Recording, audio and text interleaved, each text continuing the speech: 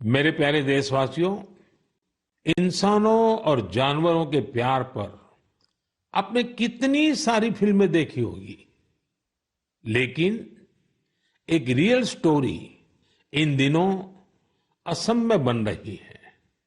असम में तिनसुकिया जिले के एक छोटे से गांव बारेकुरी में मोरान समुदाय के लोग रहते हैं और इसी गांव में रहते हैं हुलॉक गिबन, जिन्हें यहां होलो बंदर कहा जाता है। हुलॉक गिबन्स ने इस गांव में ही अपना बसेरा बना लिया है।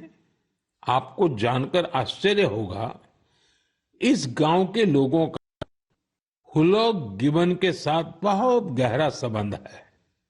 गांव के लोग आज भी अपने पारंपरिक मूल्यों का पालन करते हैं, इसलिए उन्होंने वो सारे काम किए जिससे गिबन्स के साथ उनके रिश्ते और मजबूत हो।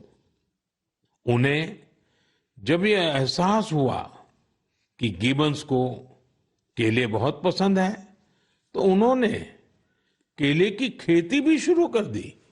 इसके अलावा उन्होंने तय किया कि गिबन्स के जन्म और मृत्यु से जुड़े रीति रिवाजों को वैसे ही पूरा करेंगे जैसा वे अपने लोगों के लिए करते हैं। उन्होंने गिबन्स को नाम भी दिए हैं। हाल ही में गिबन्स को पास से गुजर रहे बिजली के तारों के कारण मुश्किलों का सामना करना पड़ रहा था। ऐसे में इस गांव के लोगों ने सरकार के सामने इस मामले को रखा और जल्द ही इसका समाधान भी निकाल लिया गया। मुझे बताया गया है कि अब ये गिबन्स तस्वीरों के लिए पोज भी देते हैं।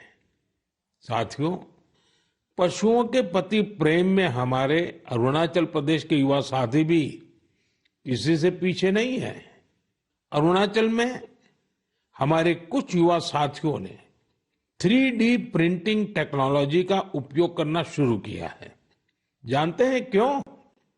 क्योंकि वो वन्य जीवों को सींगों और दांतों के लिए शिकार होने से बचाना चाहते हैं।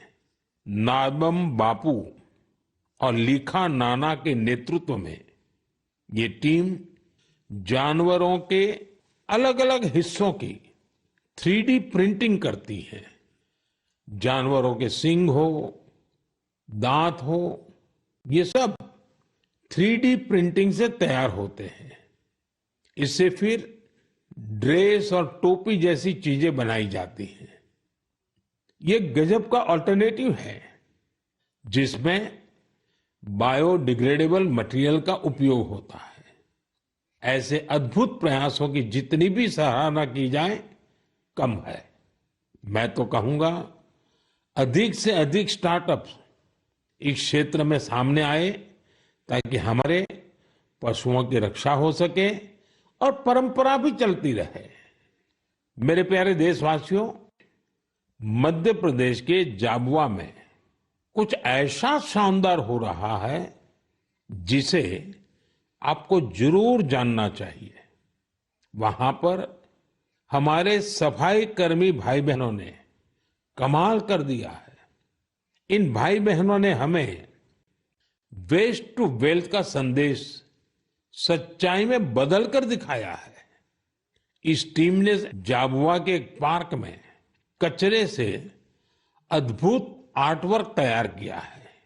अपने इस काम के लिए उन्होंने आसपास के क्षेत्रों से प्लास्टिक वेस्ट, इस्तेमाल की हुई बॉटल्स, टायर्स और पाइप्स इकट्ठा किए। इन आर्ट वर्क्स में हेलीकॉप्टर, कार और तोपें भी शामिल हैं। खूबसूरत हैंगिंग फ्लावर पॉट्स भी बनाए गए हैं। यहां इस्तेमाल किए गए टायरों का उपयोग आरामदायक बेंच बनाने के लिए किया गया है। सफाई कामगारों की इस टीम ने रिड्यूस, रीयूज और रिसाइकल का मंत्र अपनाया है। उनके प्रयासों से पार्क बहुत ही सुंदर दिखने लगा है। इसे देखने के लिए स्थानीय लोगों के साथ ही आसपास के जिलों में रहने वाले भी यहां पहुंच रहे हैं। साथियों, मुझे खुशी है कि आज हमारे देश में कई सारी स्टार्टअप टीम भी पर्यावरण को बढ़ावा देने के लिए ऐसे प्रयासों से जुड़ रही है। ई कॉन्शियस नाम की एक टीम है जो प्लास्टिक वेस्ट का उपयोग इको फ्रेंडली प्रोडक्ट्स बनाने में कर रही है। इसका आइडिया उन्हें हमारे पर्यटन स्थलों, विशेषकर पहाड़ी इलाकों में फैले कचरे को देख करके आया। ऐसे ही लोगों की एक और टीम ने इको कारी नाम से स्टार्टअप शुरू किया है।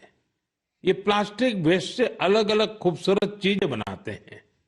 साथियों, टॉय रिसाइकलिंग भी ऐसा ही एक और क्षेत्र है जिसमें हम मिलकर काम कर सकते हैं।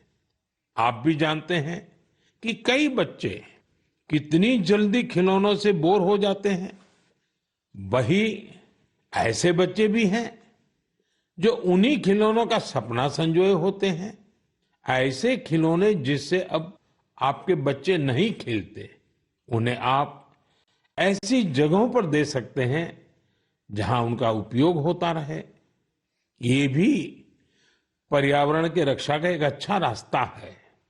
हम सब मिलकर प्रयास करेंगे तभी पर्यावरण भी मजबूत होगा और देश भी आगे बढ़ेगा।